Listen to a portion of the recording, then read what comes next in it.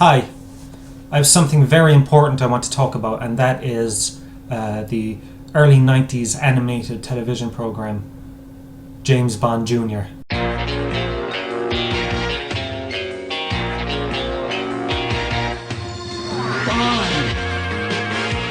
James Bond Jr. No one can stop him, but scum always tries. Young Bond cuts through each web of spies. He learned the game from his Uncle James. Now he's heir to the name James Bond. James Bond Jr. Look out, he's coming through. He's got a job to do while he rescues the girl. James Bond Jr. chases scum around the world.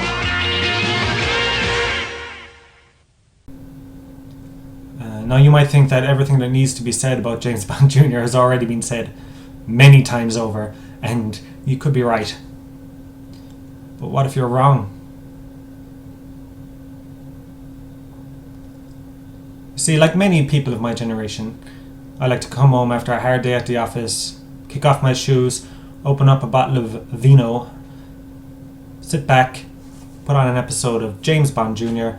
and forget all about my daily troubles. Really, that's something that I've done ever since I was young. I was a big James Bond Jr. fan since I was very young, a child. I used to come home from school where I had been kicked and punched and spat on and abused. And I would put on an episode of James Bond Jr. and it would be me and James against the bullies. And we'd be winning. When I was 6, I had a James Bond Jr. lunchbox. Beautiful blue lunchbox. And it was my prized possession. I used to walk into school every day and show it off. Look at my James Bond Jr. lunchbox. You only have a stupid Teenage Mutant Ninja Turtles. Everybody has that. I got James Bond Jr. Well, one day it went missing. And it was missing for more than 2 hours. I thought my life was over. But I received an anonymous note telling me that I could find my James Bond Jr. lunchbox beside the old ash tree that used to be around the rear entrance of the school. So I went and I looked, and of course there it was. I can remember now there was like light shining down on top of it from the heavens, and there it was, beautiful blue shiny lunchbox with James Bond Jr. and IQ and all the rest on the front. And it was one of the most relief moments of my life. My heart was pumping like mad, and I just couldn't believe it was here. I had it back.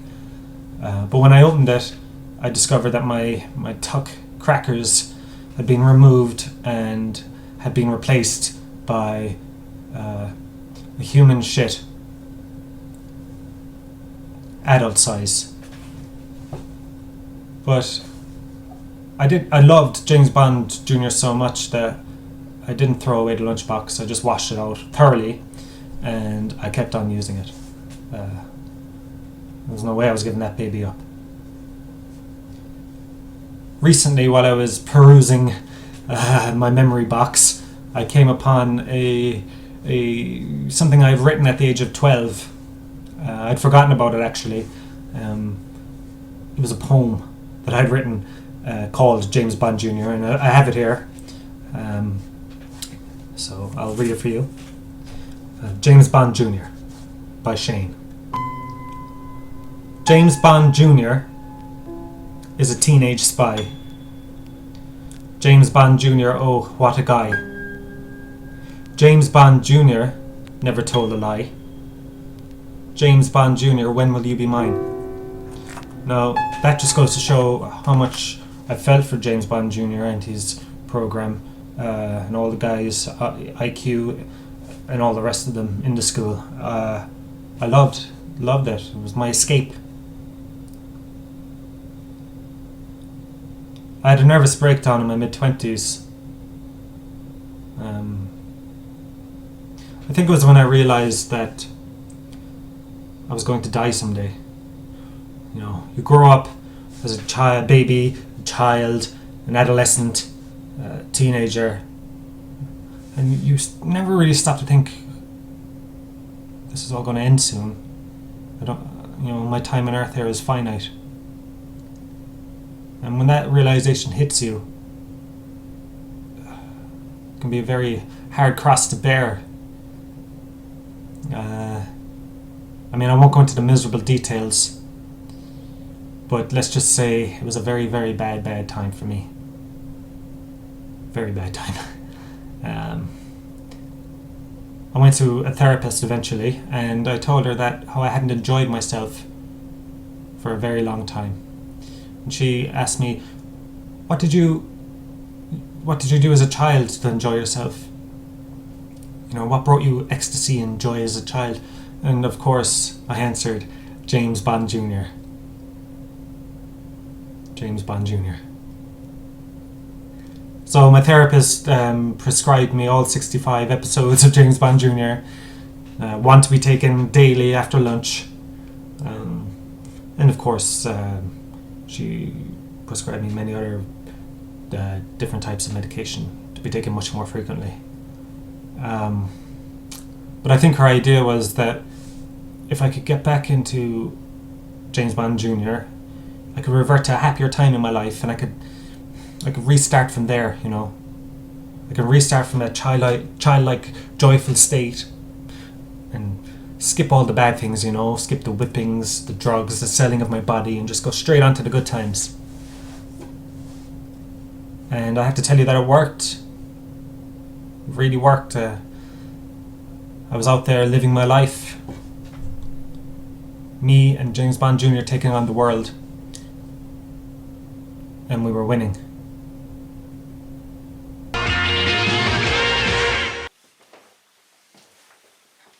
Now you might think, great. Another life saved by James Bond Jr. No big deal. Happy ending. But if you did say that, you'd be wrong.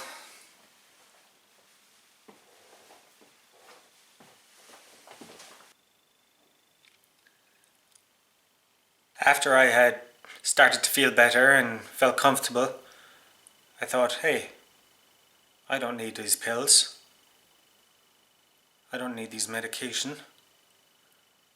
I can live my life free and easy and just carry on.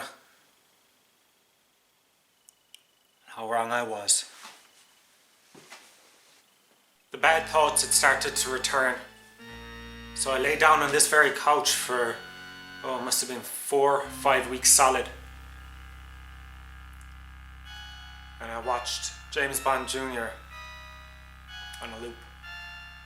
Sort of like Howard Hughes watching the spy who came in from the cold.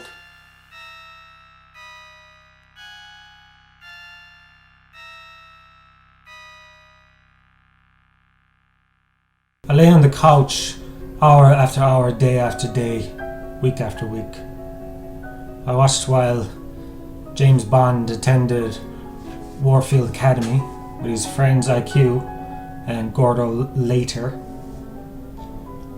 fighting Scum, SCUM, the saboteurs and criminals united in mayhem.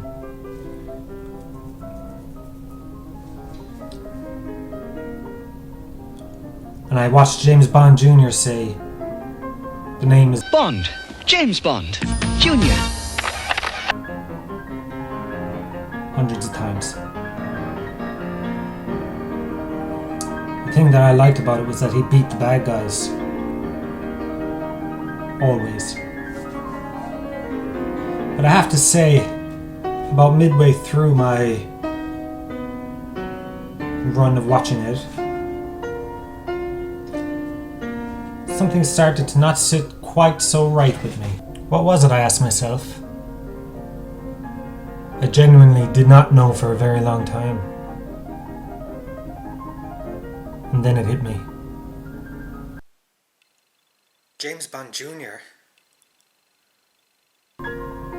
Jr.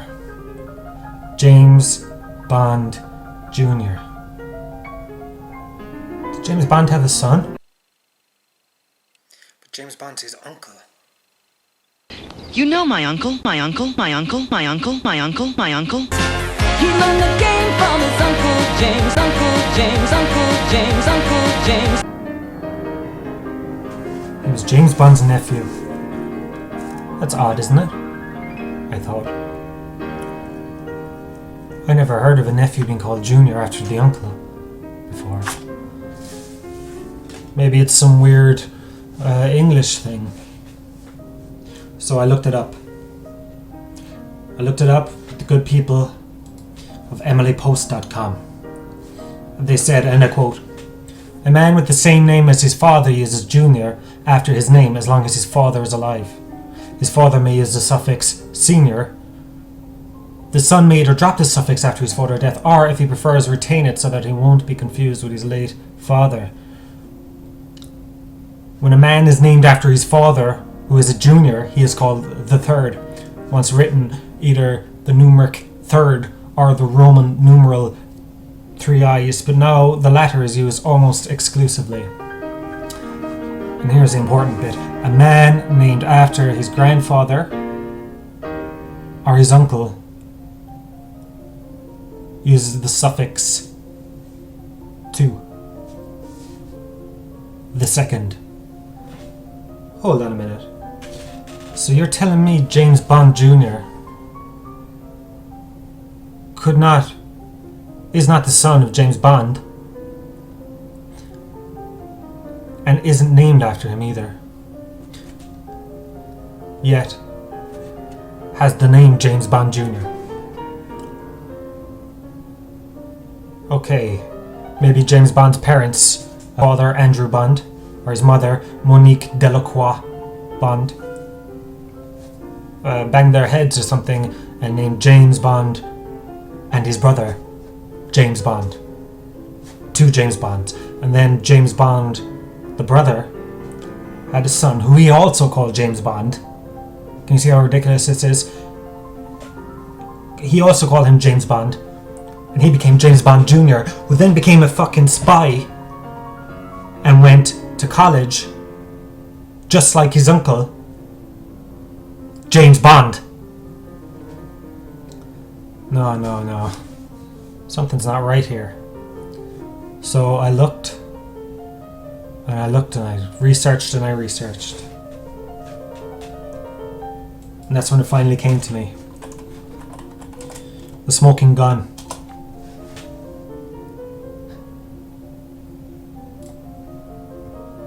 Here on Wikipedia, you can find it. Background character.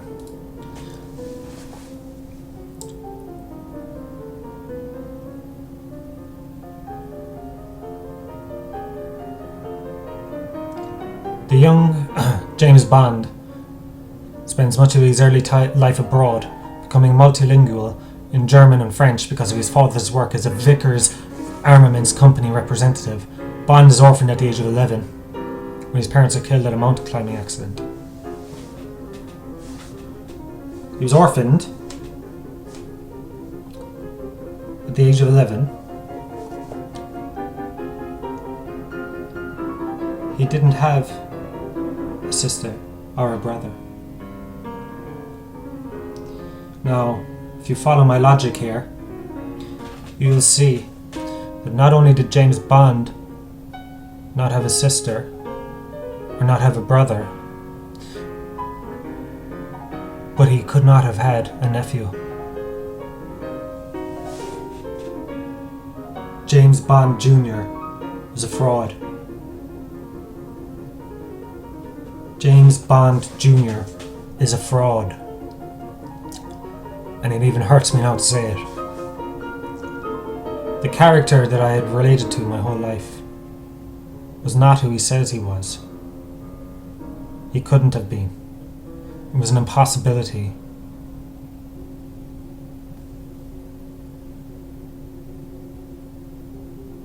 James Bond Jr. was a fraud. They pulled the wool right over our eyes.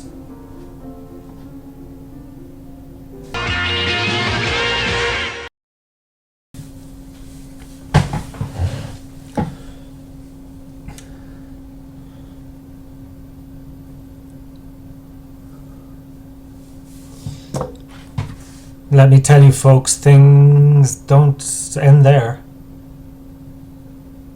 Because this obviously intrigued me a lot. Oh, sorry, but your greatest comfort in life is not who he says he is. He's not really James Bond's fucking nephew. He's a fraud. Everything you've believed in for your entire life is a fraud, but you're supposed to fucking forget about it. Can't forget about that. I had more. I looked, and I looked until I found some crazy fucking things hiding in plain sight on the most popular site in the world, Wikipedia. I'm going to show you now.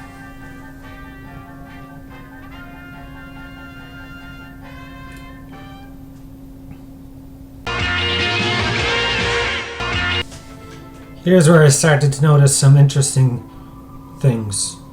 Mightn't mean anything, but I'll let you be the one to judge.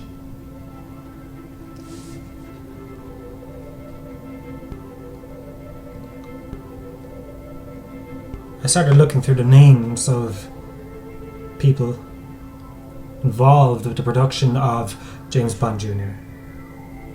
I started seeing some weird things, you know?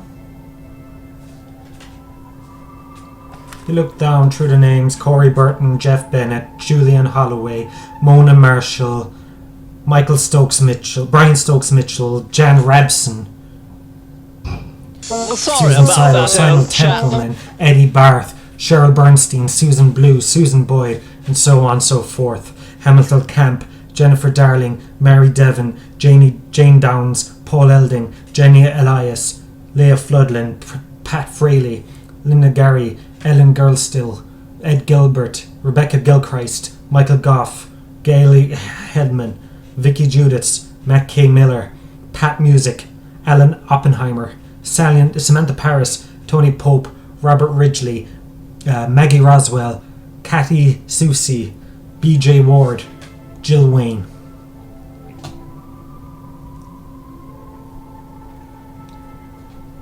Now, a couple of things here.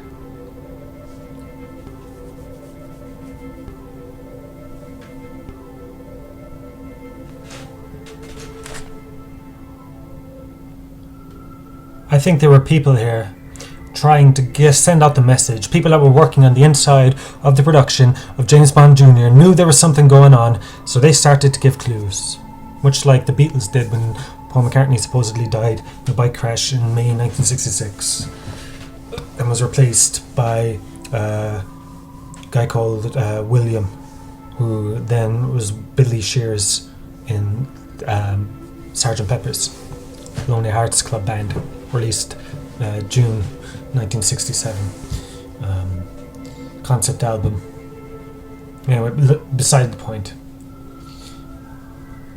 Here we see names like Simon Templeman. Simon Templeman. Nothing wrong with that. Although it does bear striking resemblance to the name Simon Templar, the name of the character of the Saint, played by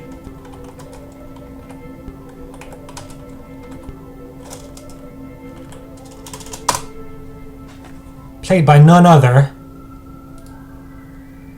than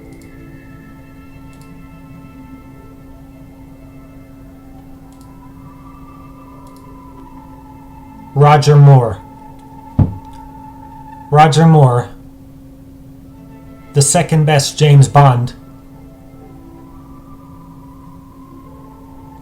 who played Simon Templar in The Saint, previous to Bond.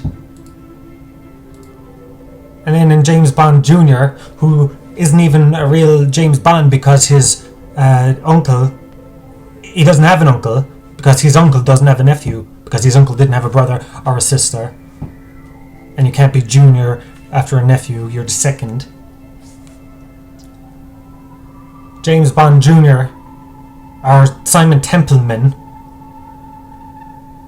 did the voice of Trevor Noseworthy. Well, sorry about that, old chap. There's another little clue. The fourth, the second here, look for Horace IQ Boothroyd. They knew what they were doing. And look down further. Pat Fraley, Linda Gary, Jennifer Darling. They don't even sound like real names. But over here is where things get really interesting. Pat Music. No, I don't. He doesn't play anybody. Look, he's got no characters. His name is Pat Music. Let's have a look inside here and see who he is. A she. But just underneath Pat Music, it says Alan Oppenheimer. Alan Oppenheimer, huh? Strange. Oppenheimer, isn't that the name of J. Robert Oppenheimer? The guy who invented the atomic bomb. He said, "I have become Shiva, destroyer of worlds." Destroying the world. Alan Oppenheimer. He is a third cousin of J. Robert Oppenheimer. Things are getting very interesting here. Then we come back out. We look at this. We go down through the names. Oh, yeah. B.J. Ward, Katie Sue, Robert Ridgely, Tony Pope, Maggie Roswell. Roswell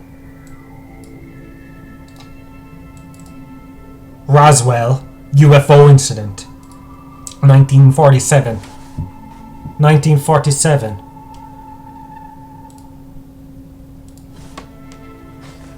The year that a UFO crashed in Roswell, New Mexico. And they tried to pretend it was a weather balloon.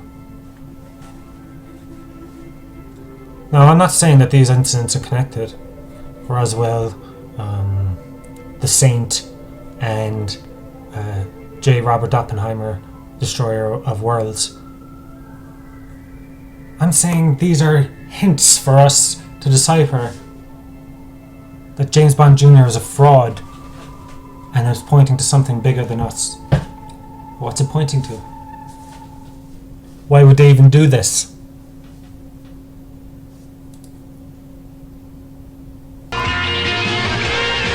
Because if they can convince you that James Bond has a nephew who was called James Bond Jr., when he doesn't even have a brother or a sister, when he was orphaned at the age of 11, if they can make you believe that a man has a fake nephew called Junior, then what can't they make you believe?